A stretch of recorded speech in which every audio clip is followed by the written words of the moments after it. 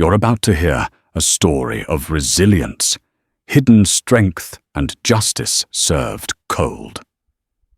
It all begins in a small suburban neighborhood where twins Ebony and Elijah seem like your average teenagers navigating school life, unbeknownst to their classmates, and especially to the cruel bullies who target them for their skin color.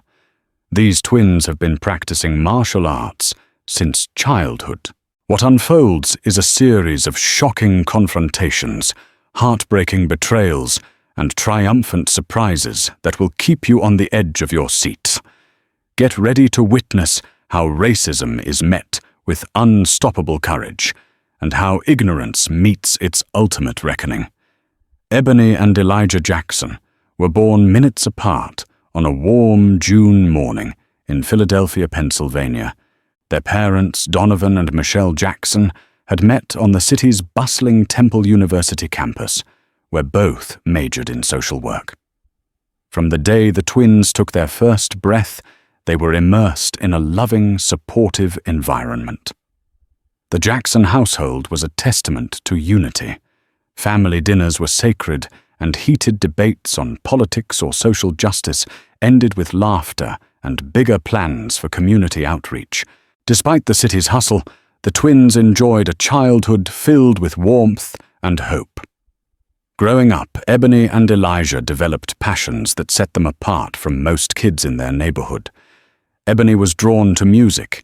If she wasn't banging on a hand-me-down drum set, she was writing lyrics in her notebook.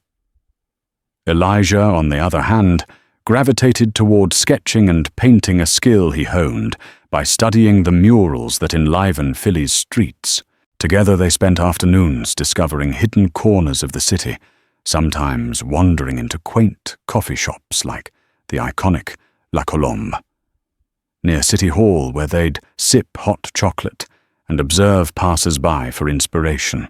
While they excelled in their creative pursuits, their parents insisted they learn the art of self-defense. It wasn't because Donovan and Michelle feared for their children's safety beyond normal parental concern, but they believed martial arts instilled discipline and confidence, virtues they wanted Ebony and Elijah to embody. At the age of 6, the twins enrolled in Master Kim's Taekwondo Academy, a well-regarded dojang near their home. Their first lessons were filled with awkward stances and excited giggles, but soon enough they became committed students. In the dojang, Ebony was a natural at memorizing forms, pumse, and perfecting high-flying kicks. Elijah, quick on his feet, excelled at sparring, where his agility left opponents bewildered. As the twins advanced through belt rankings, they found more than a skill for self-defense.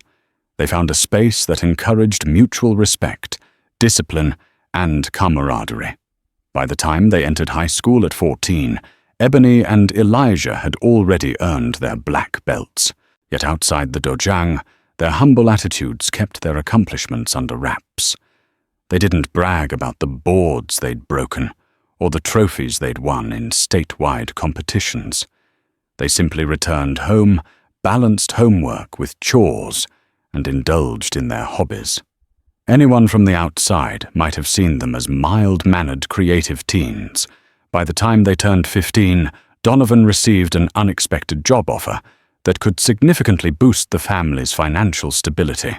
He was invited to join a prestigious non-profit organization in Weston, a suburban town about an hour's drive from Philadelphia's city limits. After much deliberation, the Jackson family decided to move to Weston, seeking the high-quality schools and quieter life the suburban area promised. Unlike the diverse neighborhoods they were used to in Philadelphia, Weston High School had fewer students of color. On their first day, Ebony and Elijah sensed the difference immediately. Hallways buzzed with chatter, but it felt orchestrated, almost as if everyone was aware of everyone else's business. Sports trophies lined the glass cases in the corridor, and announcements about cheer tryouts and football pep rallies blared from the intercom. Ebony and Elijah quietly found their homerooms noticing they stood out more than they ever had before. Even so, they approached the new environment with optimism. Ebony immediately joined the music club, hoping to find like-minded individuals who shared her passion. Elijah signed up for the arts program, eager to explore new ways to nurture his creativity. Some teachers were welcoming, such as Mr. Gonzalez, who taught advanced art. His warm smile and open-minded approach made Elijah feel at home. Ebony's music teacher, Miss Lindstrom, applauded her willingness to experiment with new instruments. But subtle tensions began to surface. Some classmates were friendly on the surface, offering to show them around or asking about their interests underneath, though Ebony and Elijah couldn't help noticing the sideways glances, the hushed whispers when they passed by. At first, they dismissed it as curiosity about the new kids. But over time, they realized the curiosity had a pointed edge. It became clear to them that some students harbored stereotypes and biases, mostly unspoken, but undeniably present. They recalled how open Philadelphia had felt, in comparison, how they had traversed the city's cultural mosaic without much friction. Weston was the opposite. It was smaller, more contained, and more homogeneous. Ebony and Elijah found themselves choosing their words carefully, attempting to sidestep potential confrontations. Little did they know the storm of racism and bullying that awaited them was just beginning to gather its strength. It was in the cafeteria that Ebony and Elijah first encountered Tyler Brandon and Travis, 3 seniors who appeared to rule the social hierarchy at Weston High. Tyler, the self-appointed leader, was tall, with an air of arrogance that pervaded every space he entered. Brandon was the largest of the 3. A football player who prided himself on his brute strength, Travis had a sneer that never seemed to fade. His eyes always glinted with something akin to cruelty. They called themselves the TBT Crew, an acronym formed by their initials, and they seemed to feed off each other's malice. One fall afternoon, Ebony and Elijah were quietly eating lunch at a table near the windows, discussing Ebony's new favorite R&B artist. Just as Ebony giggled at something, Elijah said, Tyler's voice boomed from across the cafeteria. "Hey, you two, Ebony and Eli, what?" He deliberately mispronounced Elijah's name, drawing out the syllables as if mocking an exotic creature. "Welcome to Weston. You guys enjoying our lovely little school?" Though the words were innocuous, the tone was laced with sarcasm. Ebony straightened up, maintaining her composure. "It's fine," she managed, giving a polite nod. She felt Elijah tense next to her. "What's that you're eating?" Brandon chimed in. "Looks interesting." He snatched Elijah's sandwich, feigning curiosity, before tossing it back onto the tray. Sauce and pieces of lettuce scattered everywhere. Elijah's face darkened. "Not cool, man," he said softly, but with a note of warning in his voice. Tyler and Travis laughed in unison, as if they were part of a synchronized act. "Relax. We're just trying to get to know you," Travis said with a smirk. "We like to, welcome newcomers in our own special way." Ebony wanted to speak up, but a knot formed in her stomach. She replayed the lessons Master Kim had taught them to remain calm, to avoid escalating situations unnecessarily. She cast a reassuring glance at Elijah, who slowly unclenched his fists. "Yeah, real special," Ebony muttered under her breath, turning her gaze back to her lunch. Instead of leaving them alone, Tyler leaned in closer.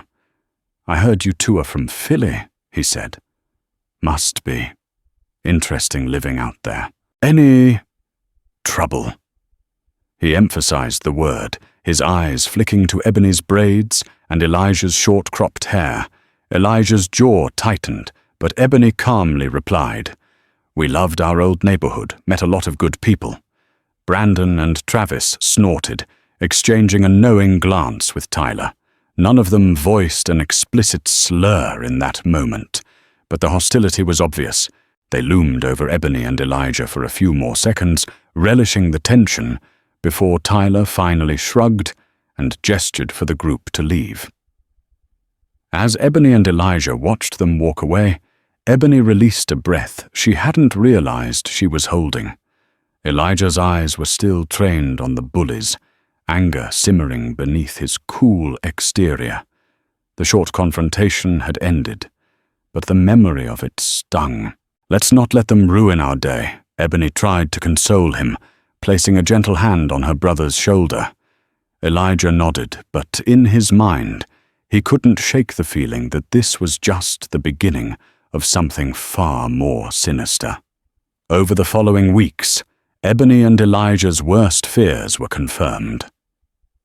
Tyler, Brandon, and Travis continued their harassment, but it evolved from mild teasing to something more insidious. They made snide remarks about the twins' hair, insinuating that it was dirty or unprofessional. They deliberately mispronounced their names, especially Elijah's. They mocked Ebony's braids, asking if she washed them, or if she had snakes hiding in there. One afternoon, Ebony found a crude note scribbled on her locker. It read, "Go back to where you came from." The words were accompanied by a poorly drawn caricature of a black girl. Horrified and furious, Ebony tore the note down and crumpled it in her hand. When she showed it to Elijah, his eyes darkened. They considered going to a teacher but hesitated. Would the school actually do anything about it? Eventually, they did report the incident to the principal, Dr. Merrill. She was a middle-aged woman with a stern face that rarely broke into a smile. Studying the note with a tight frown, Dr. Merrill promised to investigate. Ebony and Elijah watched as she locked the paper in a desk drawer. Days turned into a week and nobody was reprimanded. Tyler and his crew were still strutting around, smirking, every time they passed the twins in the hall. It wasn't just the bullies. Some teachers, though not openly racist, seemed dismissive. When Ebony performed a gospel piece in music class, Miss Lindstrom made an offhand remark that Ebony should try something more mainstream next time. When Elijah showed his latest painting of a black woman wearing a crown of city skylines, Mr. Carver, who assisted in the art department, commented that it was a bit too urban for the upcoming art showcase. Yet amid the negativity, a few bright spots remained. Mr. Gonzalez, Elijah's main art teacher, was impressed by Elijah's creativity and insisted on featuring his piece in the school's art exhibition. And Ebony made a new friend, Tasha, who played the cello. Tasha was mixed race and had faced her own share of prejudice in Weston. She and Ebony bonded quickly, sharing experiences and tips on how to cope with the subtle but constant microaggressions.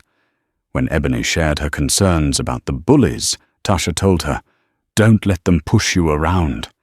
If we don't stand up for ourselves, they'll think we're easy targets. We have to make our voices heard." Ebony thought of her taekwondo, training of how Master Kim had taught them to handle aggression with restraint but also with unwavering resolve. She found comfort in the knowledge that she and her brother could defend themselves if they ever had to.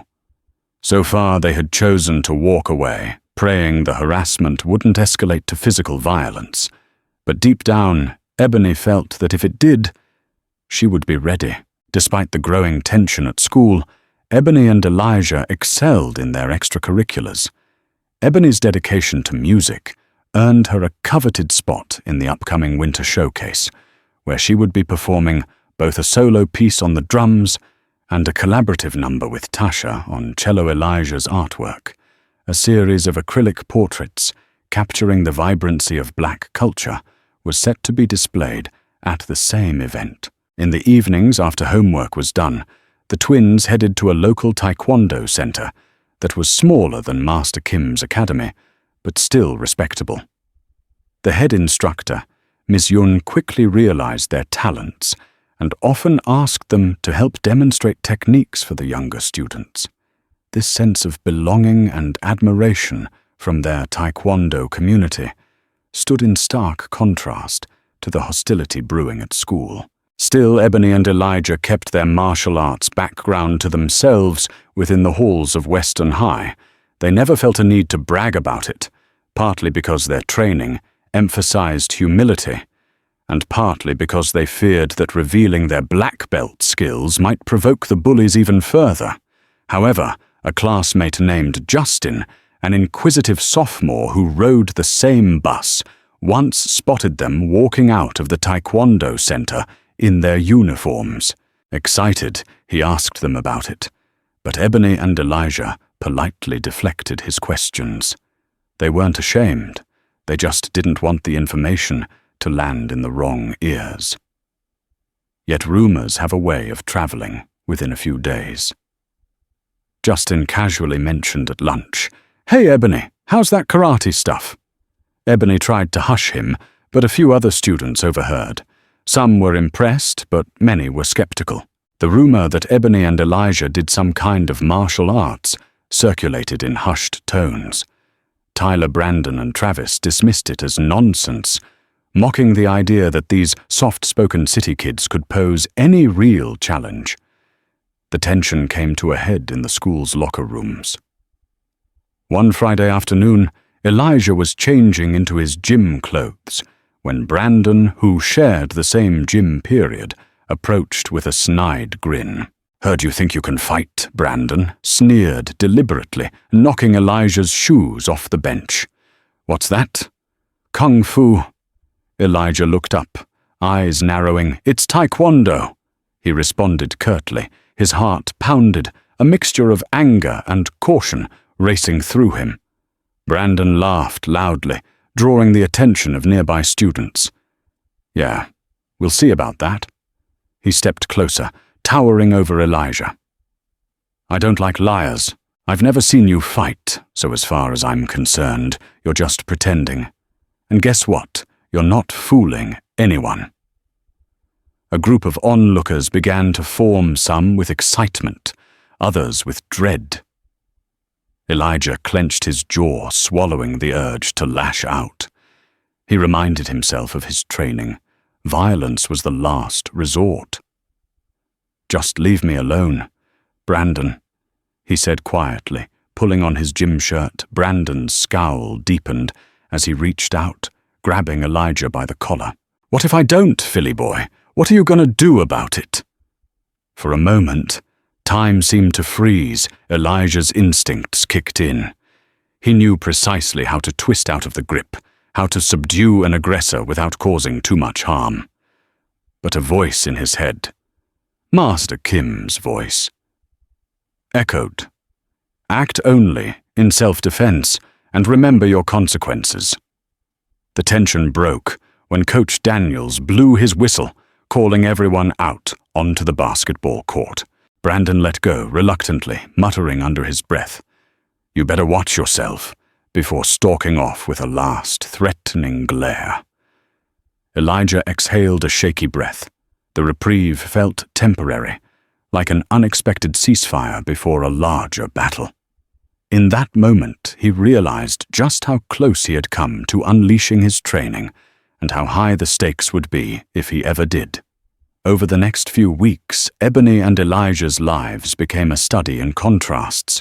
The winter showcase was approaching fast, and they spent hours perfecting their performances.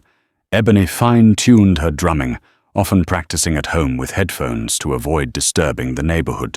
Elijah applied final touches to his paintings, ensuring every brushstroke conveyed the pride he felt in his heritage. Concurrently, the tension with Tyler's crew soared. Rumors about the twins' martial arts abilities reached Tyler, who dismissed them as a bluff. "All talk, no action," he would say loudly in the cafeteria. "They're just a couple of city kids trying to act tough." The remarks drew laughter from some of the less enlightened students, but others seemed uncomfortable. A few even tried to show discreet support for Ebony and Elijah, offering consoling words or simply refusing to join the Bullies' chorus. One cold December morning, the harassment took a new turn. Ebony opened her locker to find its interior covered in graffitied slurs. Worse still, the culprit had stuffed a piece of raw meat a dripping chunk of beef inside, along with a note that read, "We know what you people like." The racial connotation was evident and deeply disturbing. Shaking with rage and disgust, Ebony immediately reported the vandalism to the school administration. Dr. Merrill listened impassively, noting the incident in a file. This time, Ebony demanded action. She insisted on a formal investigation and asked to see the security footage from the hallway cameras. Dr. Merrill hesitated, but eventually agreed, saying she would look into it. When Elijah heard about the vandalism, he felt a wave of fury unlike anything he had ever experienced. He wanted to confront Tyler and his crew immediately, but Ebony persuaded him to hold off. They needed proof, tangible evidence the administration couldn't ignore. Elijah reluctantly agreed, but every time he saw Tyler Brandon or Travis snickering in the hallway, his blood boiled. His fists itched to teach them a lesson. He was sure they'd never forget. A few days later, Ebony discovered that the security camera in that hallway had supposedly been malfunctioning on the day in question. Without video evidence, Dr. Merrill claimed there was little she could do. She promised to keep an eye on the situation, but Ebony and Elijah could see the apathy in her face. What will it take for them to do something? Ebony lamented at home that evening, tears brimming in her eyes. Donovan and Michelle, outraged by the racism and the lack of administrative response, assured their children they would intervene. They called the school demanding an emergency meeting with Dr. Merrill and the school board representative. The meeting was scheduled, but Ebony and Elijah could only hope that it would result in real change. Despite the gloom, the twins found unexpected allies. Tasha grew even closer to Ebony, helping her clean and sanitize her vandalized locker. Justin apologized profusely for accidentally mentioning their taekwondo training to the wrong people, saying he had no idea it would stir up more trouble. Another student, Lucy, a soft-spoken junior who often sat alone, suddenly approached Elijah, handing him a small note. The note read, "I've seen Tyler and Brandon messing around near Ebony's locker. Before, if anyone asks, I'll tell them what I saw." Elijah blinked at Lucy, speechless. Her face was solemn but determined. It was a glimmer of hope, someone willing to speak up in their defense. Even Mr. Gonzalez, upon learning of the repeated harassment, discreetly offered to write a recommendation letter if the twins decided to transfer to an arts-focused magnet school in a neighboring district. But Ebony and Elijah resisted the idea of fleeing. "We shouldn't have to run," Ebony said firmly. "We belong here just as much as anyone else." Meanwhile, Tyler's crew seemed to relish every moment of the escalating tension. Their harassment was mostly verbal, but it grew more overtly racist offhand. References to Africa, jokes about skin color, and comments about urban culture meant to demean. Some students, even those who weren't actively bullying, egged them on by laughing or standing by without objection. Fear and peer pressure kept most from intervening. The day before the winter showcase, Ebony was practicing her drum solo in the music room after school. The echo of her rhythmic beats filled the corridors, a testament to her focus and dedication. When she finally stepped out, sweaty and satisfied with her rehearsal, she noticed Tyler leaning against a nearby wall, arms crossed over his chest. He flashed a predatory smile. "You're really into that tribal music, huh?" he commented. Ebony froze mid-step. A wave of anger coursed through her, but she held it in check. "It's just music," she replied evenly, trying to walk past him. Tyler shifted his weight, blocking her path. "Relax, I'm just playing," he shrugged. "I was thinking about coming to watch your little performance tomorrow. Will I need a translator for the lyrics?" His snickering tone revealed he had no genuine interest in music, only in torment. Ebony's patience wore thin. She inhaled deeply, recalling Master Kim's teachings. Count your breaths, calm your mind. Then she stared Tyler straight in the eye. You can come or not. Doesn't matter to me. Tyler's smile twisted into something darker. Oh, I'll be there, he said. Wouldn't miss it for the world. He stepped aside, letting her pass, but Ebony felt a sense of dread follow her all the way home. The night of the winter showcase arrived, and the auditorium was packed with students, teachers, and proud parents. A festive air prevailed. Colorful lights lit the stage, and a faint aroma of cinnamon and hot chocolate wafted through the corridors, courtesy of the bake sale table. Ebony and Elijah arrived with their parents, who wore broad smiles, hopeful that this event might offer a reprieve from the turmoil at school's backstage. Ebony tuned her drums while Tasha tuned her cello. They exchanged nervous smiles. "This is it, Tasha," whispered.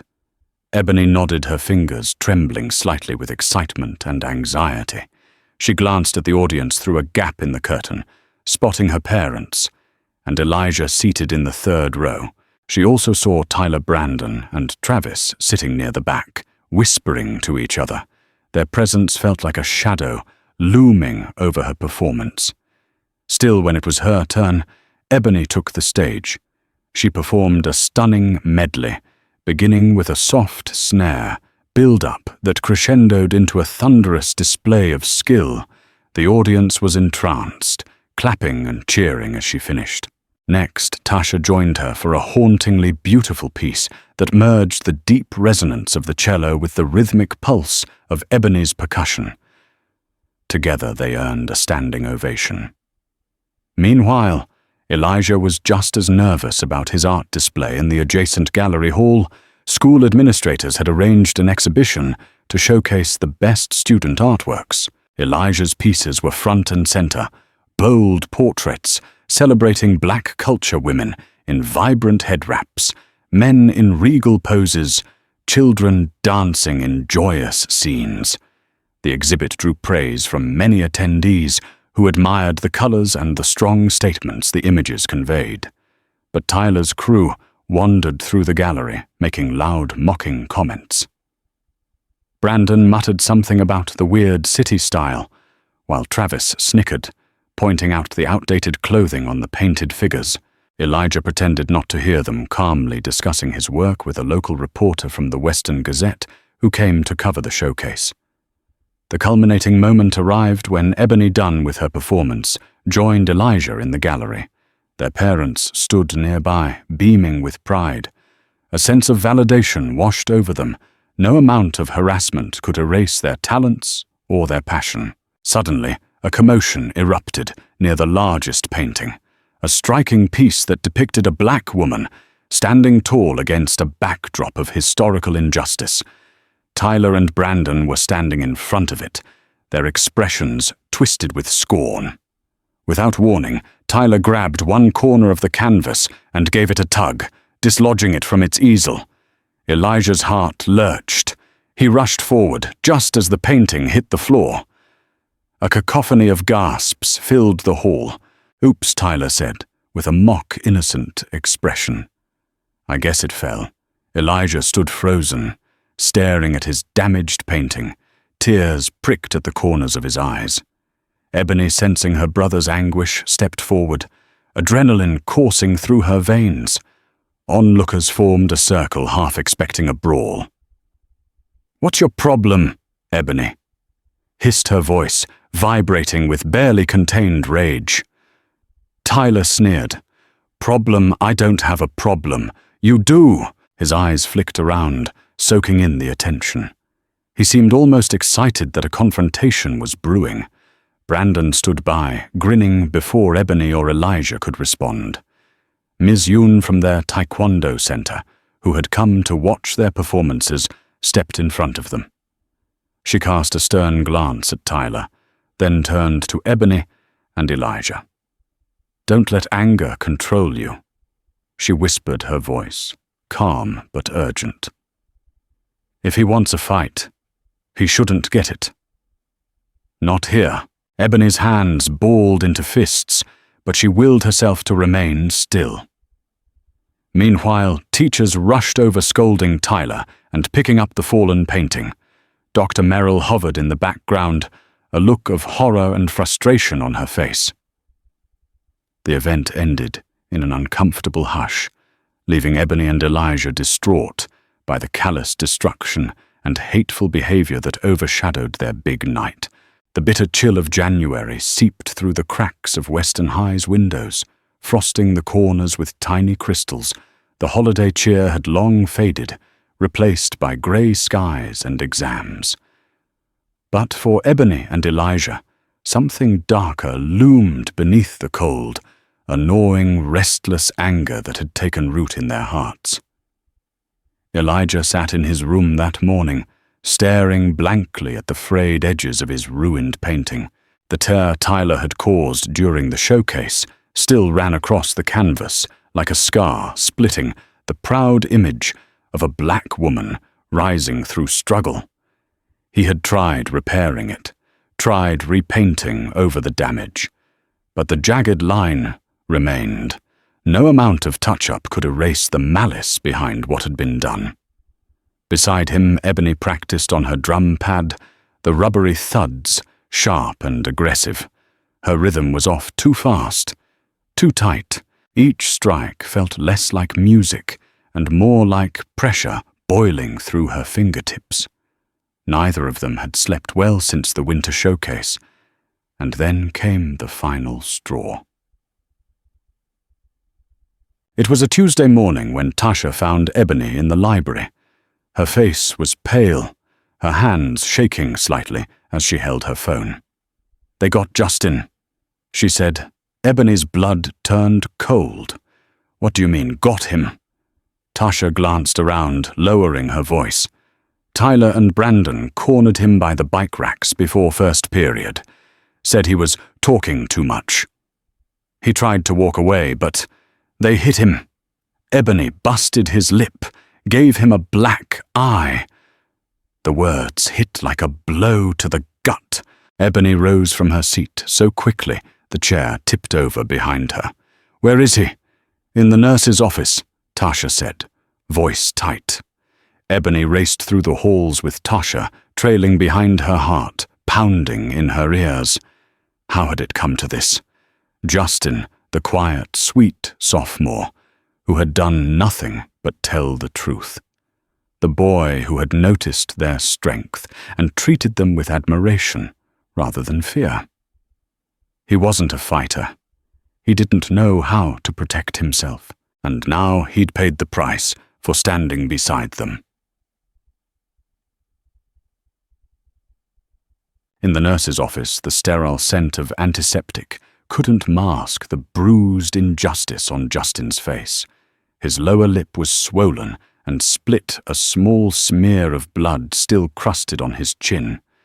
A cold compress was pressed beneath his eye, and his breathing was shallow from the effort of holding back tears. "Hey," he said, trying to smile as Ebony entered. "Don't freak out." But she did. She sank to her knees beside him, clutching his hand. "I'm so sorry," she whispered. "This happened because of us." Justin shook his head. "No, this happened because they are cowards, because they hate what they don't understand."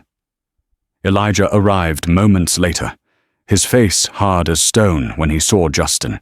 He stood in silence, jaw clenched fists, curled so tightly his nails dug into his palms. He didn't speak. He didn't need to. Ebony looked up at her brother. "We can't let this keep happening."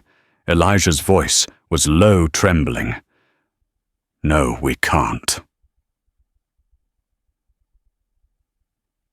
They left the nurse's office in silence, moving like shadows through the halls. Outside, the snow began to fall, soft flakes drifting to the ground, masking the weight of what they were about to carry in the quiet of the evening back at home. Ebony and Elijah sat at the kitchen table while their parents listened to the full story. Donovan's face darkened. With each word, Michelle reached for her phone, immediately fingers poised to call the school board. But Elijah raised a hand. "We already know what they'll say. We've been down this road. The school won't do anything unless someone's bleeding in front of them with a camera rolling." Donovan stood. "Then we'll make them listen." Michelle placed a steady hand on his arm. "There's another way. We protect them, but we do it smart." They discussed legal options, meetings, board complaints. But to Ebony and Elijah, the choice had already crystallized. They had stood by while the bullying escalated. They had remained silent out of restraint, out of fear of retaliation. And now an innocent friend lay bruised because of their patience. No more. That night, Elijah turned to Ebony in their shared study room. "We're not going to start a fight," he said. "But if they come for us or for anyone else, we end it. Fast, clean. No apologies." Ebony nodded slowly, the fire in her eyes mirroring his. "They think we're weak. Let's remind them who we are." The breaking point had come. But what the bullies didn't know, what they never bothered to ask, was that the twins weren't victims waiting to be saved. They were warriors trained in silence, and now they were done being quiet. That evening, Donovan and Michelle listened in horror as their children recounted how Tyler's crew had escalated to outright assault on Justin. Donovan stood up, grabbed his coat ready to march down to the school. Michelle calmly placed her hand on his shoulder. "We'll handle this the right way," she said, though her eyes burned with protective anger. They called the school board, demanding immediate suspension for Tyler's crew. To their surprise, Dr. Merrill claimed that Tyler and Brandon both denied the assault, insisting Justin had provoked a fight. With no additional eyewitnesses, the bystanders were too scared to speak up. The situation remained murky in the eyes of the school administration. The next day, Ebony and Elijah visited Miss Yoon at the Taekwondo Center. They explained everything, every racist note, every shove, every menacing whisper, and finally the attack on Justin Miss. Yoon listened quietly, her stern face betraying anger and sorrow. "I can't tell you to pick a fight," she said gently. "But you have a right to defend yourselves, and those who can't defend themselves. Sometimes, standing for justice requires confrontation, but you must be wise about it. Do not let anger rule you." The twins trained harder than ever before. They practiced not just their forms and sparring, but also role-playing scenarios where someone tried to corner them. Yoon carefully instructed them on the difference between lawful self-defense and aggression. Every punch and kick Ebony threw felt like an outpouring of her frustrations. Every block Elijah executed felt like a stand against the injustice swirling around them. They also began confiding in Tasha and Lucy. Tasha was fed up with the lack of administrative response. Lucy revealed she had seen Brandon and Travis lurking around the bike racks just before Justin was attacked. Adding more evidence to their guilt, Lucy was willing to testify, but she feared retaliation if she came forward publicly. An idea formed in Ebony's mind, and she shared it hesitantly with Elijah. If Tyler, Brandon, or Travis ever tried to start a fight again, this time they would be ready both to defend themselves physically and to record the incident as proof. "We can't let them keep getting away with it," Ebony said resolutely. "One way or another, people need to see who they really are." By the time Monday rolled around, the cold had settled over Western High like a silent threat. The snow that blanketed the sidewalks was crisp and undisturbed, mirroring the stillness that had overtaken Ebony and Elijah's hearts. But beneath that surface, something powerful stirred. They had reached their limit, and they were ready For weeks they had endured racist slurs, humiliation, and threats. They had seen their artwork destroyed, their friends hurt, and their talents mocked. But it was the sight of Justin's battered face that carved a line in the sand. From that moment on, they no longer hoped the system would save them. They would protect themselves and each other, but they would not do it recklessly. They would do it right. Over the weekend, the twins had quietly devised a plan. It was simple, legal, and effective. If Tyler's crew escalated again, they'd record it. Their goal wasn't revenge, it was accountability. No more whispered rumors, no more dismissed complaints. They wanted the truth, captured raw and undeniable.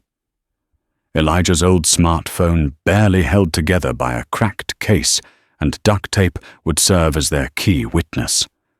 And on Monday morning, fate played its part. It started with Lucy. She had always been the quiet one, an introverted junior with a love of books and a seat in the back row of every class. But after the winter showcase, she had found her courage. And when she came to school that day, with red-rimmed eyes and trembling hands, Ebony and Elijah immediately knew something was wrong. "They're going after Lucy," Tasha whispered breathlessly as she met the twins near the locker hall. "She told me Tyler saw her talking to the principal about Justin. They think she snitched." Ebony's heart dropped. "Where is she?" Outside near the dumpsters, without a word, Ebony and Elijah broke into a run. The biting air hit their faces as they emerged from the side doors of the school. And there, just behind the dumpsters, they saw it. Tyler stood with his arms crossed, flanked by Brandon and Travis. Their body language was unmistakable, predatory and cruel, and pinned between the wall and their towering figures was Lucy, clutching her backpack like a shield. "You like talking to teachers now." Tyler's voice was low and venomous. "Thought we were clear on what happens when people run their mouths." Lucy didn't answer, frozen with fear. Her knuckles were white against the strap of her bag. "Maybe we need to help you learn," Brandon muttered, stepping forward. That was it. Ebony stepped into the clearing first, her voice like a blade. "Let her go." All three boys turned. Tyler smirked, clearly delighted by the interruption. Well, here come the karate twins." "It's taekwondo," Elijah said, as he emerged behind her, already recording. The phone stayed low-pointed, steadily at the scene. Brandon rolled his eyes. "You filming a movie or something?" "Something like that," Elijah said calmly. A crowd began to gather, students, drawn by the tension. Whispering, watching. "What are you gonna do?" Tyler sneered. "Post this online. That'll be cute." "You're making our case for us," Ebony replied, eyes locked onto his. "Go ahead. Keep talking." But Tyler wasn't interested in talking anymore. With a sudden move, he lunged forward, swinging his arm toward Elijah's phone in an attempt to knock it away. The act was fast, but not faster than Ebony's reflexes. In a split second, she stepped between them, grabbed Tyler's wrist mid-swing and twisted it behind his back, pivoting his body with practiced precision. The crowd gasped. Tyler shouted in pain, stunned. Brandon, startled, charged toward Ebony, fists raised. Elijah stepped in with a calm breath and a clean hip throw that sent Brandon crashing onto the snow-covered pavement. Travis stood frozen torn between joining in or fleeing. In 10 seconds, it was over. Tyler was pinned, Brandon was flat on the ground, and Elijah calmly raised the still-recording phone. Ebony's voice rang out across the courtyard. "We don't fight unless we have to. But if you lay a hand on us or anyone else, this is what you'll get." She let Tyler go, stepping back. He staggered upright, humiliated. The silence was deafening. Dozens of students stared, phones in hand, recording everything. Lucy sobbed softly. Tasha appeared at her side, holding her protectively. Elijah helped Brandon to his feet without malice, only calm certainty. "We're not your victims," Elijah said. "We never were." Within minutes, teachers burst onto the scene. Whistles blew, voices barked commands. But the damage had been done. Or maybe the healing had just begun. Later that day, in the principal's office, the videos played again and again. Students corroborated. Witnesses came forward. No one could deny what had happened. Tyler, Brandon, and Travis were suspended indefinitely. And for the first time, it felt like the truth had found its voice.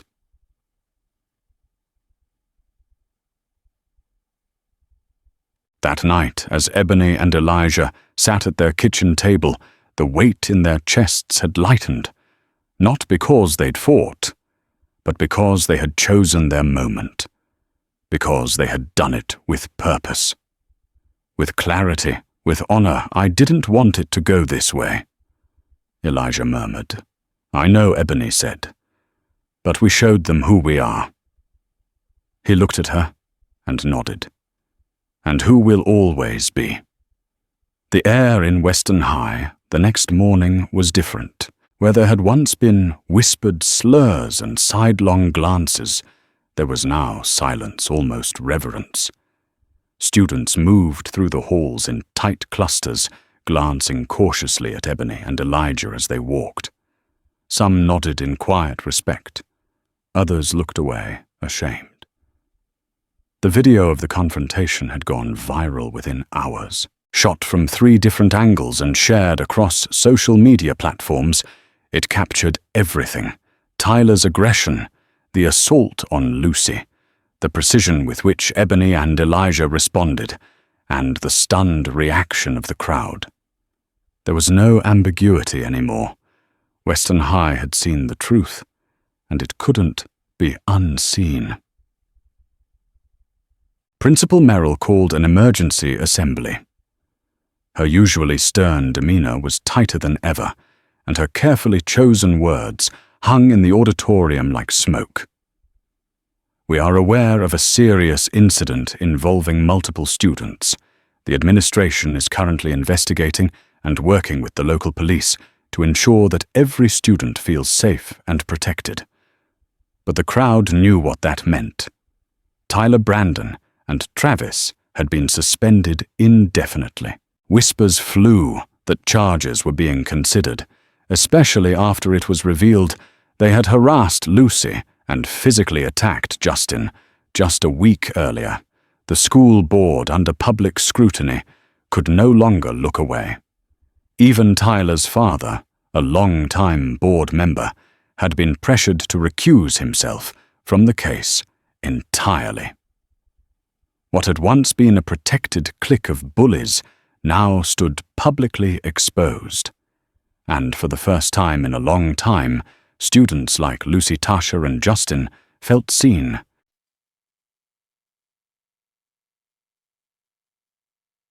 That afternoon, Principal Merrill summoned Ebony and Elijah to her office.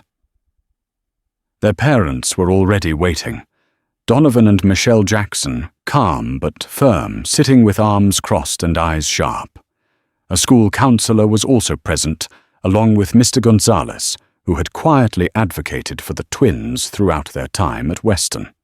Dr. Merrill cleared her throat burst. "I want to say that I'm relieved no one was seriously hurt. But I need to stress that physical altercations, even in self-defense, are discouraged on school grounds." Michelle's eyes narrowed, discouraged. "My children were defending another student from assault. We have video," Elijah added calmly.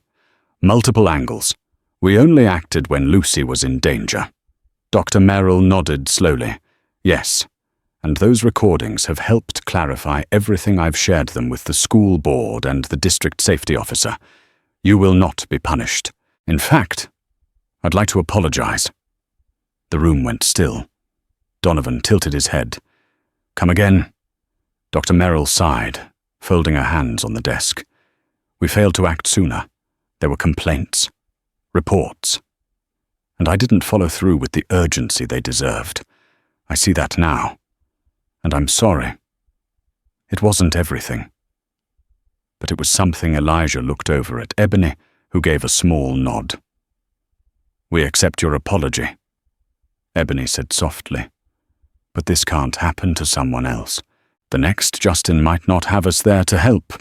Dr. Merrill looked down, then back up. Agreed. I've already spoken to the board. We're launching a new anti-harassment initiative. There'll be open forums, mandatory training, and clearer consequences. Michelle smiled faintly. Now that's a start. Outside the office, Elijah spotted Lucy waiting by the lockers. Her face lit up when she saw them. I wanted to thank you, she said, her voice still shaky, for standing up for me, for not letting them get away with it. Ebony stepped forward, wrapping her in a gentle hug. You stood up for us. First, we just returned the favor. Lucy blushed. I'm not brave like you are. Elijah said, bravery isn't about fighting. It's about speaking up when it counts. And you did. Tasha appeared beside them, a rare smile on her face. Looks like we're the start of something. Elijah raised an eyebrow. The start of what? She grinned. A new Western. Later that evening, the Jacksons gathered around the dinner table. Bella, Elijah, and Ebony's younger cousin, who had come to stay for a few days, asked curiously, Is it true you flipped a boy onto the ground? Elijah chuckled. Technically, yes. Bella grinned. Cool, I want to be like you. Ebony leaned over, brushing her fingers through Bella's curls. You already are, kiddo, strong and kind. Michelle watched her children with pride swelling in her chest. Donovan raised a glass of sparkling cider. To courage and to finally being heard. They clinked glasses. In their room that night, Elijah stared out the window, watching the frost form delicate patterns on the glass. They'll never forget what happened, he murmured.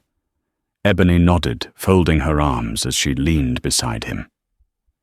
Good. Let it be a lesson. Not just to them, but to everyone, watching quietly from the sidelines. And as the moon rose over Weston, the twins no longer just targets of bullying, no longer just talented or quiet or underestimated, felt something settle in their bones. They had spoken the truth, and the world had listened. Word spread like wildfire that Tyler's crew had been humiliated. Social media feeds buzzed with the video of Ebony's skillful arm lock and Elijah's fluid throw. Students who had once snickered at them now murmured respect, or at least acknowledged the twins were not to be trifled with. The ramifications of Tyler's behavior rippled through the community. Parents questioned the school board's seeming tolerance of racist acts. The local Western Gazette published a front-page story titled Bullying Exposed Racism and Harassment at Western High, featuring interviews with Ebony, Elijah, and their parents, although Ebony and Elijah requested partial anonymity for privacy and safety. Meanwhile, Lucy bravely gave a statement to the authorities, describing the intimidation she faced. Justin, too, provided his account of the assault he'd suffered. The evidence mounted. Though Tyler's father attempted to minimize the situation, the public outrage was too great. For a town that prided itself on maintaining a respectable image, it was a harsh wake-up call. As for Ebony and Elijah, they felt a mix of validation and exhaustion. Their parents embraced them, relieved that the worst danger had passed. However, Donovan and Michelle also reminded them that violence was never a first solution, only a last resort. Ebony and Elijah took that lesson to heart, reflecting on how quickly their calm, everyday lives had turned into a battleground. With Tyler's crew suspended, the halls of Western High felt lighter, almost liberated from a pervasive tension. Lucy no longer hid in the corners, and Justin, while still sporting a faint bruise, carried himself with renewed confidence. Tasha walked arm in arm with Ebony, discussing new music they wanted to create together. Dr. Merrill, perhaps out of guilt or new awareness, launched an anti-bullying initiative, inviting local community leaders to speak about tolerance and respect. Ebony and Elijah were asked if they'd share their story in an assembly. They agreed, feeling it was important to address the issues openly. The assembly turned into a powerful moment, with Ebony discussing the emotional toll of racism and harassment, and Elijah highlighting how creativity and self-defense training helped him stay grounded through adversity. Master Kim, upon hearing their story from Ms. Yoon, sent them both a note. Strength and honor come from within.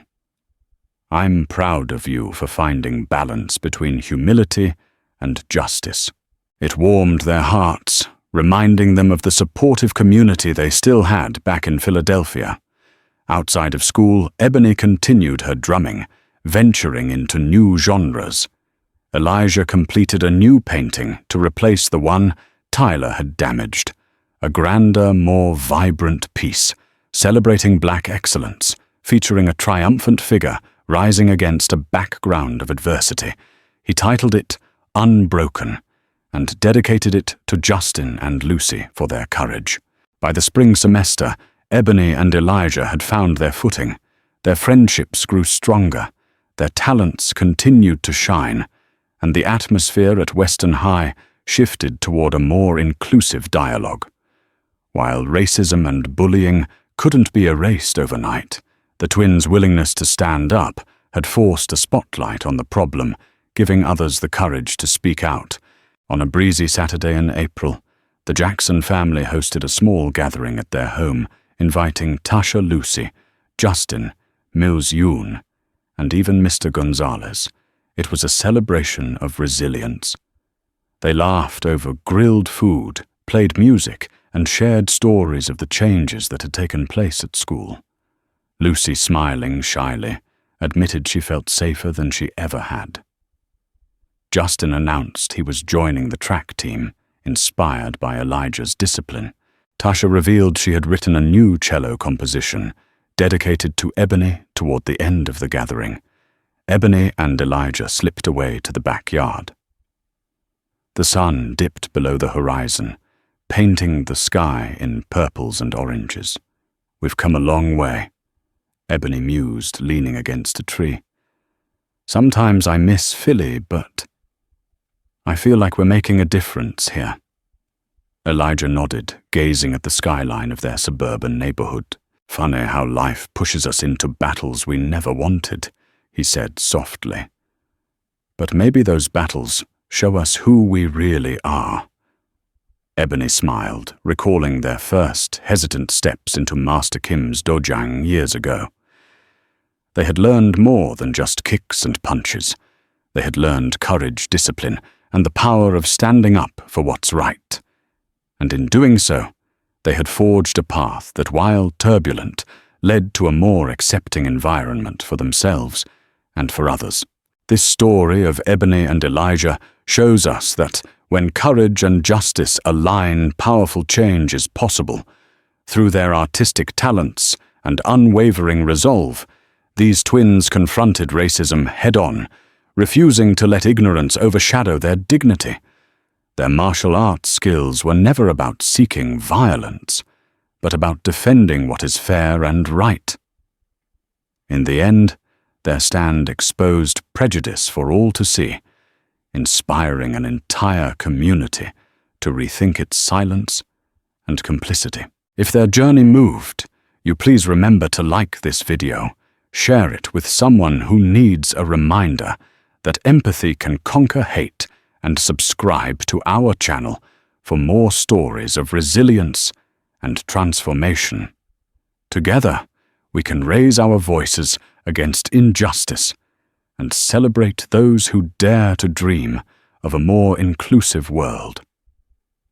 Thank you for watching, and keep standing up for what's right.